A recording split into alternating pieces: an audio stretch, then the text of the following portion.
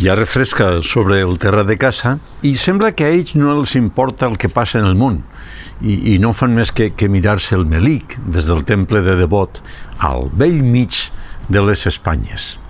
Es miren el melic i entrebanquen la normalitat institucional negant qualsevol possibilitat al diàleg o a la negociació entre partits per aconseguir acords polítics.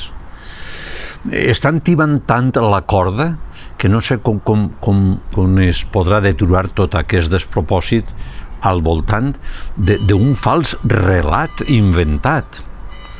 No poden acceptar que els pobles i terres peninsulars decidisquen sobre el seu futur perquè tenen por al futur i no estan disposats a acarar l'esdevenidor en positiu.